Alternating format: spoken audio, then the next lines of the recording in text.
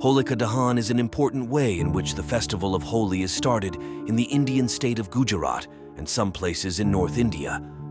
Officially, this day's festival is the day before Holi, which according to the Indian calendar falls on the full moon of Phagan month. At this time, the saint brings bonfires among the Ritas and Holi is a Hindu festival that takes place every spring. It's all about new beginnings. Holi welcomes the spring season and celebrates the end of winter. The Holi festival always falls on Purnima, or the day of the full moon. It's a 2-day holiday. The day before the full moon is Holika Dahan. मुख्य आकर्षण होते हैं. Holika Dahan is an important way in which the festival of Holi is started in the Indian state of Gujarat and some places in North India. Officially, this day's festival is the day before Holi, which according to the Indian calendar falls on the full moon of Phagan month. At this time, the saint brings bonfires among the Ritas and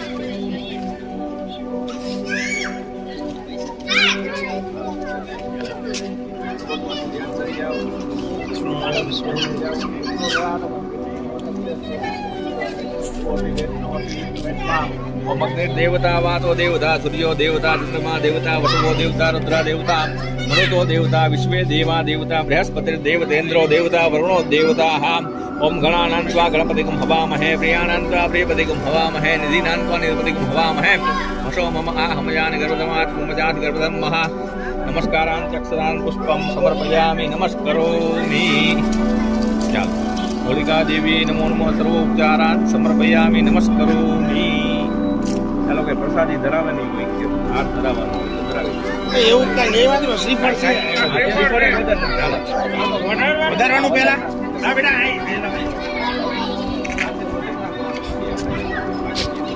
લાવો તો patchy લઈ ગયો.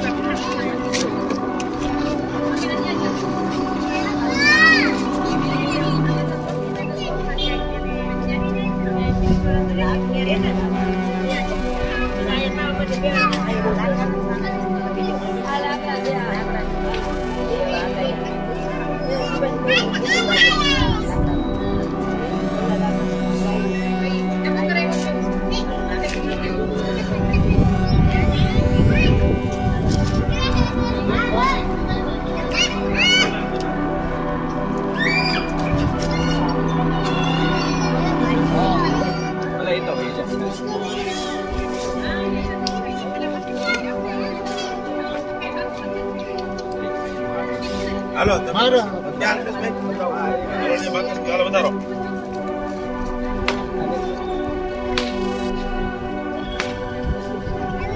હાલો જે બોલાવી નાખો. ચાલો પધરાવી દઈએ બધા. બોલો હોલિકા માત કી જય. હાલો હાલો હાલો તમે કરો ના તો અમારા અશ્વિનભાઈ ક્યાં ગયા? હાલો દે માતા દે આકાશ ક્યાં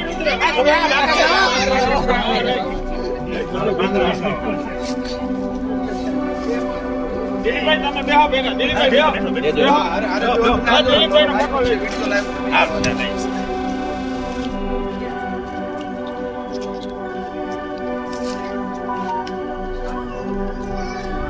પેલા એક બે પાંચ દોર કે છાપું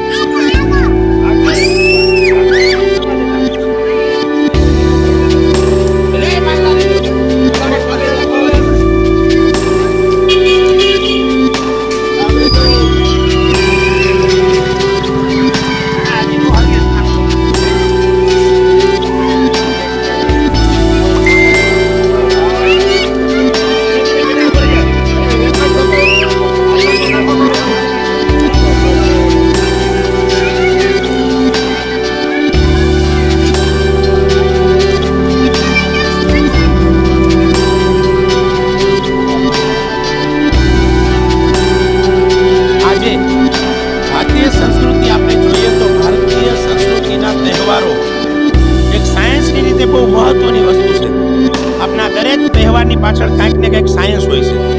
આજે આખા ઇન્ડિયામાં હોળિકાનો તહેવાર ઉજવાઈ રહ્યો છે. એ ક્યારે આવે છે કે શિયાળાની ઋતુ પૂરી થવી અને ઉનાળાની ઋતુની શરૂઆત થવાની. એટલે વચ્ચેના સમયમાં એવા ઘણા બધા બેક્ટેરિયા હોય છે કે જે નુકસાન કરતા હોય છે. એક તારીખે, એક તિથિએ, એક સમયે જ્યારે દરેક સિટી, મોહલ્લા અને શેરી ગલીઓમાં જ્યારે ગાયના ગોબરની હોળી કરવામાં આવે, જેનાથી ઘણા બધા એવા બેક્ટેરિયાઓ પેદા થાય, વાતાવરણ શુદ્ધ બને. અને એને જ હિસાબે પહેલાના જમાનામાં ગાયના ગોબરની હોળી થતી, એટલે કે વૈદિક હોળી. દિવસે દિવસે ભારતીય સંસ્કૃતિમાં ગાયોની સંખ્યા ઘટવા માંડી. એટલે લોકો ક્યાંક ને ક્યાંક લાકડાઓનો ઉપયોગ કરી રહ્યા છે. કે હકીકત એ વાતાવરણ પ્રદૂષણ કરે છે. લાકડાઓ એક વૃક્ષને મોટું કરવામાં 20 વર્ષ લાગે છે અને આપણે એને સેકન્ડોમાં બાળી નાખીએ છીએ. તો એવું ન થાય એટલે લોકોમાં જાગૃતિ આવે. અમારો એ એરિયા છે ઘનશ્યામનગર, ત્યાં ગીરગંગા પરિવાર અને સ્વસ્તિક સાયન્સ સ્કૂલના અને સોસાયટીના લોકો, સ્કૂલના વિદ્યાર્થીઓ માટે પણ લોકોને એક મેસેજ જાય એના માટેનો પણ પ્રયત્ન થઈ રહ્યો છે કે લોકો વૈદિક હોળી કરે.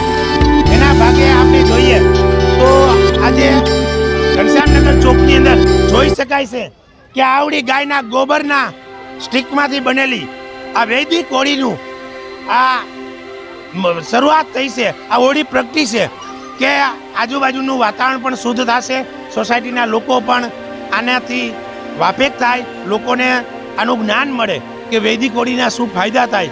તો લાકડાની જગ્યાએ વૈદિક હોળી થાય એવી પણ આ સ્વસ્તિક સ્કૂલ, ગીરગંગા પરિવાર અને આ એરિયાના લોકોની ભાવના છે. અને સમાજને પણ મેસેજ દેવા માગે છે કે વધારેમાં વધારે હોળી, વૈદિક હોળી થવી જોઈએ ગાયના ગોબરની. ગમે ત્યાંથી મળવો. ઘણી બધી ગૌશાળાઓ આ ગોબર સ્ટીક બનાવી રહ્યા છે, ગાયના છાણા છે, જે પણ ઉપયોગ થાય, પણ લાકડાની જગ્યાએ ગાયના ગોબરની વૈદિક હોળી થાય એવો દરેક લોકોએ પ્રયત્ન કરવો જોઈએ.